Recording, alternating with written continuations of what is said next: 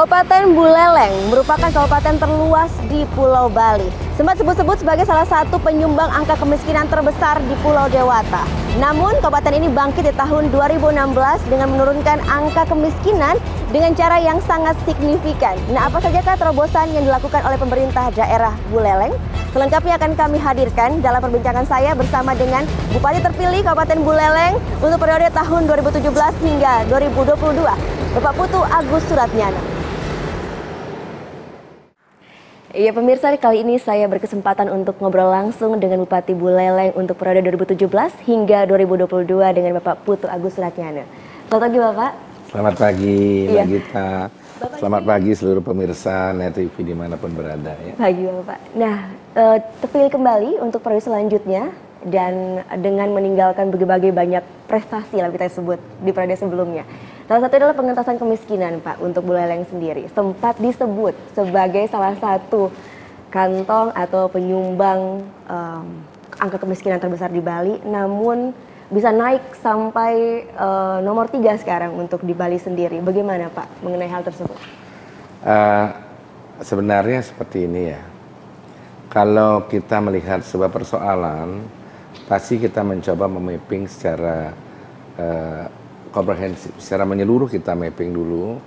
Kita mencoba melihat kemiskinan itu yang menyebabkan apa. Ketika saya masuk Buleleng, saya lihat ada dua persoalan. Pertama, disabilitas dan terlantar. Kemudian kedua, persoalan termarginalkan. Jadi termarginalkan secara keseluruhan. Sisi aksesibilitas, kemudian ketersediaan air dan lain sebagainya. Tentu dalam menyelesaikan kemiskinan kita membuat yang namanya Gardu Paskin.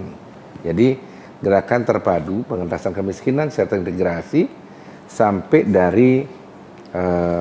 dari program-program yang dari pusat, dari provinsi, dari daerah, dan sampai ke tingkat pedesaan. Nah, kemudian kita punya program juga penanganan infrastruktur tuntas. Kita membangun jalan-jalan di pedesaan di Buleleng, karena Buleleng itu kalau kita lihat, kondisi topografi dan geografisnya memang seperti ini. Jadi kecuramannya, topografinya luar biasa, kemudian geografisnya seperti ini, sehingga pada aspek demografinya juga terpencar-pencar.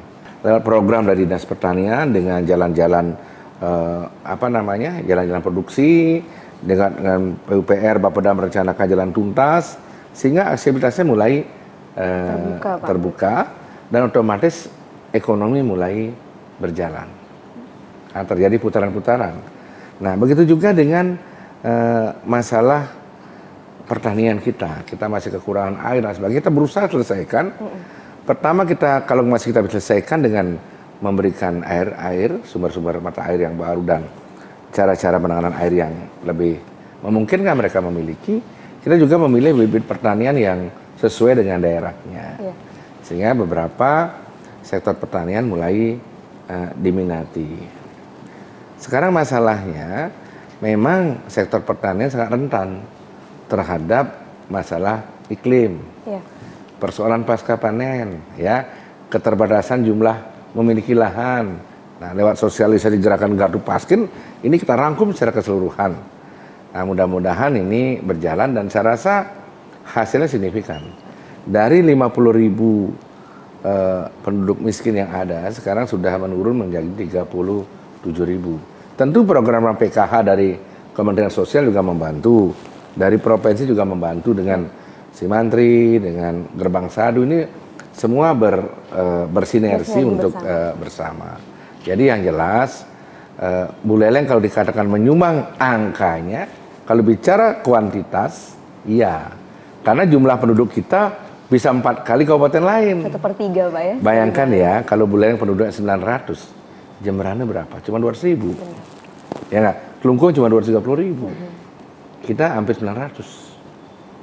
Jadi kalau segi kuantitas iya, tapi di samping kita bisa mengurangi angka, tentu derajat kesejahteraan masyarakat juga menjadi sesuatu yang harus kita utamakan juga. Jadi misalnya dulu dia berobat susah sehingga dia harus berobat ke Denpasar.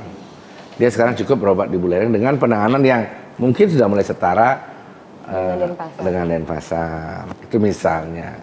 Mungkin dulu dia makan daging 1 minggu sekali nggak karuan, sekarang mungkin bisa 1 minggu 3 kali ya.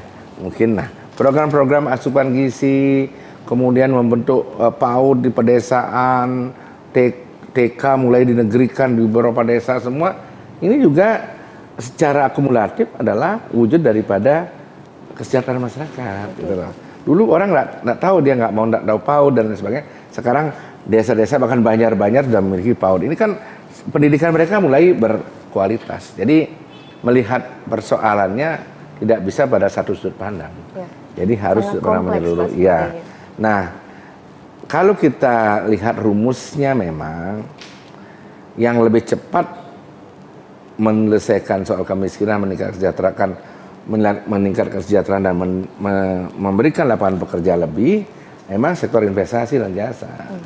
Tapi kita kan masih terbatas masalah aksesibilitas dari pusat pertumbuhan yang ada di Denpasar dan Badung ke Buleleng.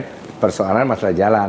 Mengenai kesejahteraan tadi Bapak sempat menyinggung sedikit. Apakah pelaksanaan festival sendiri di Bali ini, apalagi di Buleleng khususnya, apalagi Buleleng sendiri punya beberapa macam festival, apakah ini menjadi salah satu poin penting yang dibutuhkan Buleleng untuk memperkenalkan pariwisata, untuk mengangkat kesejahteraan lagi? Saya punya 12 program agenda strategis, prioritas agenda strategis. Salah satunya adalah pengembangan budaya. Ketika saya masuk ke Buleleng, ya, dulu orang berpikir, mindset orang tentang Buleleng adalah daerah yang keras, daerah yang suka ribut, ya, bahkan pernah masuk zona merah setiap acara pilkada dan lain sebagainya. Lantas kalau daerahnya punya nilai seperti itu, di mana posisi tawar daerah itu pengembangan? Tidak ada. Untuk menaikkan posisi tawar ini, kita harus memberikan opini yang positif kepada masyarakat bahwa Buleleng itu aman, kondusif. Cara yang saya lakukan adalah bagaimana menggalakkan budaya kita yang selama ini mulai ditinggalkan. Orang menggantungkan gongnya, padahal di Buleleng dulu pusat juga kesenian. Gong kebiar dari Buleleng. Tari-tarian yang terkenal luas dari Buleleng. Sudah tidak berjalan di desa karena tidak diberikan ruang untuk tampil. Nah, saya mencoba menggugah mereka, saya berikan ruang untuk tampil. Jangan diartikan festival itu pesta. Festival saya lebih mengartikan ruang untuk mereka tampil. Nah, jadi yang basicnya ada tetap kesenian kearifan lokal kita upayakan, kita lestarikan, kita kembangkan, kita elaborasi dan lain sebagainya untuk mereka bisa tampil. Dan maaf, kalau awalnya kita punya Buleleng Festival, sekarang Buleleng Festival salah satu 4 festival terbaik di Indonesia. Ya, dan memberikan kontribusi secara ekonomi yang luar biasa. Dan kegiatan selalu ditunggu oleh seluruh masyarakat Buleleng. Kalau ada yang memusuhi Buleleng Festival, saya bilang memusuhi masyarakat Buleleng. Nah, kemudian saya punya festival Twin Lake Festival. Twin Lake Festival. Itu tempatnya danau awalnya di Buyan, ya, yang sudah ditinggalkan oleh orang-orang. Karena danau yang kotor, ya, banyak eceng gondok, ya, tidak ada pelestarian sama sekali, tidak mampu dikembangkan. Sedangkan kewenangan danau itu ada kewenangan dari pemerintah pusat. Saya sengaja buat festival di sana dengan keterbatasan yang ada untuk mengetuk hati, ya, bahwa pentingnya arti danau itu terhadap pelestarian pertanian kita. Side effect-nya adalah pariwisata. Karena tidak dikerjakan. Setelah 3 kali festival baru sekarang berhasil. Berhasilnya bukan festivalnya, berhasilnya adalah aware, ya enggak? Iya. Jadi aware-nya. Jadi pemerintah pusat sekarang mulai memperbaiki danau Buyan dengan mendatangkan alat berat, memperbaiki eceng gondok dan menata lingkungannya. Karena itu sumber air daripada pertanian di Buleleng Tengah. Nah, kemudian Danau Tamlingan, bagaimana berkembang community based tourism di Munduk dan menjadikan Danau Tamlingan salah satu destinasi spiritual dari mereka. Kita berhasil bersihkan. Sekarang bersih. Nah, sekarang bagaimana kita membangun sinergitas dengan KSTA untuk menjadikan memang Danau Tamlingan salah satu pusat danau yang berbasis pada spiritual dengan membuat taman lah, menanam kembali dan lain sebagainya. Okay. Ini kita jaga di samping untuk sustainable environment untuk daerah itu. Nah, saya berpikir daerah ini harus kita lestarikan bersama. Jadi selama ini festival dibilang tidak dilihat secara utuh. Nah, misal sekarang saya punya BBDF, Bali Buleleng Dive Festival. Wah, Pak Agus bikin festival baru lagi. Sambutannya minta ampun. Bulenya rame. Kok tiba-tiba ngomong nggak terukur? Rame sekali. Dan tahun ini kita pindahkan festival itu ke Bondalem, daerah yang baru berkembang, diving, spot diving baru. Karena kita berseberangan dengan Tulamben, dekat di sana. Pindahkan. Begitu saya pindahkan mereka marah, mereka membiayai festivalnya sendiri. Buat sendiri aja. Sendiri November. Jadi rasa bahwa merasakan bahwa itu sesuatu yang penting buat mereka. Jadi orang-orang asing bisa melihat mereka orang berkesenian. Kalau pariwisata tidak ada atraksi, omong kosong. Iya. Jangan saya dipikirkan hanya melihat arti festival itu pesta. Sekarang Mbak Gita ya, di masing-masing kecamatan, desa-desa mengeluarkan uangnya sendiri, patungan bikin festival di kecamatan. Karena anak-anak tidak mungkin tertampung di Pulpes, tidak mungkin tertampung di BBDF, tidak mungkin tertampung di Lovina Festival untuk mereka tampil. Ajang pemanasannya belajarnya mereka di kecamatan. Keluarin uang sendiri dari desa untuk saya dapat cerita dari seseorang.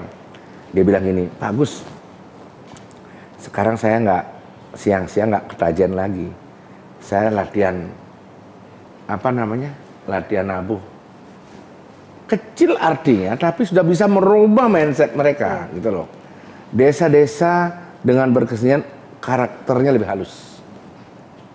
Ini yang tidak dipahami. Makanya ketika mau itu harus secara komprehensif sampai aspek psikologinya. Aspek psikologinya adalah mereka sekarang lebih halus. Dibilang dulu ribut, sekarang bilang maaf, mudah-mudahan nggak ada orang ribut lagi. Okay. Dulu bilang kantor ini identik dengan kantor demo aja. Sekarang tidak ada yang demo. Oke, jadi kita review kembali pelaksanaan semua festival yang dilakukan di Buleleng. Selain untuk pencitraan untuk wisata yang lebih baik, membangun karakter mereka juga. Dan juga tentunya memberikan edukasi lebih Pak ya, merangsang juga para masyarakat untuk bisa bangun Buleleng melalui kreativitas. Ya, setelah ini kita akan ngobrol mengenai shortcut dari Buleleng langsung Pak ya ke Bali Selatan. Saat lagi Top News Bali.